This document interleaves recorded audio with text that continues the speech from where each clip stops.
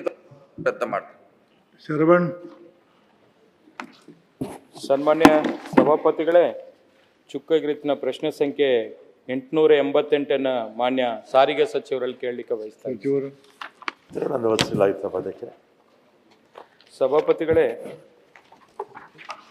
ಇಂದಿನ ಬೆಳಗಾವಿ ಅಧಿವೇಶನದಲ್ಲಿ ಇದೇ ಪ್ರಶ್ನೆನ ಮಾನ್ಯ ಸಾರಿಗೆ ಸಚಿವರಿಗೆ ಕೇಳಿದ್ದೆ. ಆವತ್ತು ನನಗೆ ಮಾನ್ಯ ಸಚಿವರು ಒಂದು ಭರವಸೆಯನ್ನು ಕೊಟ್ಟರು. ಇದರ ಸಂಬಂಧಪಟ್ಟಂತೆ ನಿಮ್ಮಲ್ಲಿ ಯಾವುದೇ ಮಾಹಿತಿ ಇದ್ದರೂ ಕೂಡ ನನಗೂ ಕೊಡಿ, ನಾನು ಲೋಕಾಯುಕ್ತ ಅದರಲ್ಲಿ ಏನಾದರೂ ಸತ್ಯಾಂಶ ಇದ್ದರೆ ಲೋಕಾಯುಕ್ತ ಒಂದು ತನಿಖೆಗೆ ನಾನು ಆದೇಶ ಮಾಡ್ತೀನಿ ಅಂತೇಳಿ ಸದನದಲ್ಲಿ ಅವರು ನನಗೆ ಭರವಸೆ ಕೊಟ್ಟಿದ್ದರು. ನಾನು ಅದ್ರ ಪ್ರಕಾರ ಮಾನ್ಯ ಸಚಿವರಿಗೆ ಪತ್ರವನ್ನು ಬರೆದು ಅವ್ರಿಗೂ ಸಂಪೂರ್ಣ ಈ ಒಂದು ಡೂಪ್ಲಿಕೇಟ್ ಏನು ಸರ್ಟಿಫಿಕೇಟ್ ಪಡೆದಿರತಕ್ಕಂಥ ಈ ಒಂದು ನೌಕರರು ಏನಿದ್ದಾರೆ ಆ ವಿಚಾರವಾಗಿ ಸಂಪೂರ್ಣ ಮಾಹಿತಿಯನ್ನು ಕೊಟ್ಟಿದ್ದೆ. ಏನೂ ಕ್ರಮ ಆಗಿಲ್ಲ. ಆಗಲೇ 3 ತಿಂಗಳು ಆಗಿದೆ ಸಭಾಪತಿಗಳೇ. ಒಂದು. ಎರಡನೇದು, ಈ ಪ್ರಶ್ನೆ ನಾನು ಕೇಳಿರತಕ್ಕಂಥದ್ದು 15/12. ಈ ಪ್ರಶ್ನೆಗೆ ಇದು ಸಂಪೂರ್ಣ ವಿವರಗಳು ನಾನು ಕೊಟ್ಟಿರತಕ್ಕಂಥದ್ದು 15/12ಕ್ಕೆ ನಾನು ಕೊಟ್ಟಿದ್ದೀನಿ. ಅದಾದ ನಂತರ ಈ ಒಂದು 23/2ಕ್ಕೆ ನಾನು ಈ ಒಂದು ಪ್ರಶ್ನೆನ ಈಗ ಈ ಸದನದಲ್ಲಿ ಮಾತಾಡಬೇಕು ಅಂತೇಳಿ ಕೊಟ್ಟಾಗ ಅದ ನಂತರ 1 ವಾರಕ್ಕೆ ಒಂದು ನೋಟಿಸನ್ನು ಕಳಿಸ್ತಾರೆ ಇಲಾಖೆ ಅಧಿಕಾರಿಗಳು. ಆ ನೋಟಿಸು 7 days ಅಲ್ಲಿ ಕಳಿಸಿ 15 ದಿವಸದಲ್ಲಿ ಉತ್ತರ ಕೊಡಿ ಅಂತ ಏನೋ ಒಂದು ನೆಪಕ್ಕೆ ಇದನ್ನು ಕಳಿಸಿದ್ದಾರೆ. ಯಾಕೆಂದ್ರೆ ಮಾನ್ಯ ಸಚಿವರ ಬಗ್ಗೆ ನನಗೆ ಗೌರವ ಇದೆ, ಯಾಕೆಂದ್ರೆ ಅವರು ಬಹಳ ಉತ್ತಮವಾದಂತ ಕೆಲಸ ಮಾಡ್ತಾ ಇದ್ದಾರೆ. ಆದ್ರೆ ಈ ಇಲಾಖಾ ಅಧಿಕಾರಿಗಳು ಯಾವ ತರ ಮಿಸ್ಗೈಡ್ ಮಾಡ್ತಾರೆ ಅನ್ನೋದನ್ನ ತಮ್ಮ ಗಮನಕ್ಕೆ ತಮ್ಮ ಮೂಲಕ ಸಚಿವರಿಗೆ ತರಲಿಕ್ಕೆ ನಾನು ಬಯಸ್ತಾ ಇದ್ದೀನಿ.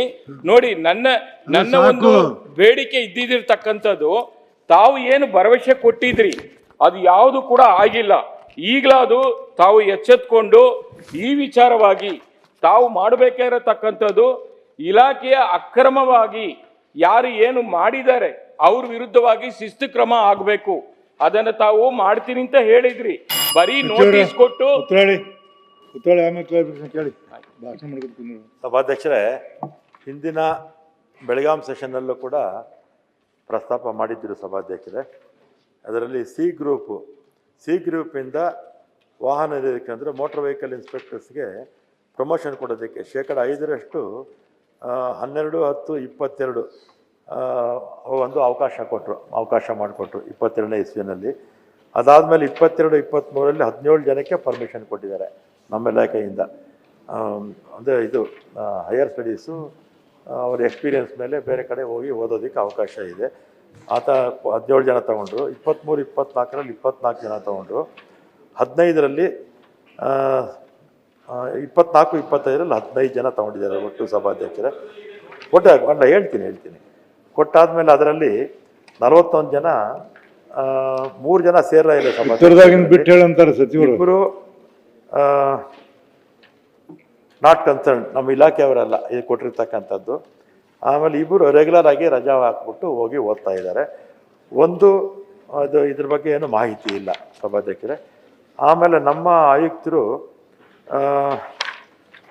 9/5/25ಕ್ಕೆ ಟೆಕ್ನಿಕಲ್ ಬೋರ್ಡ್ ಡೈರೆಕ್ಟರ್ಗೆ ಲೆಟ್ರ್ ಬರೀತಾರೆ. 29/11/25ಕ್ಕೆ ಲೆಟ್ರ್ ಬರೀತಾರೆ. ಅವರಿಂದ ಸರಿಯಾಗಿ ಮಾಹಿತಿ ನಮಗೆ ಸಿಗೋದಿಲ್ಲ ಸಭಾಧ್ಯಕ್ಷರೇ.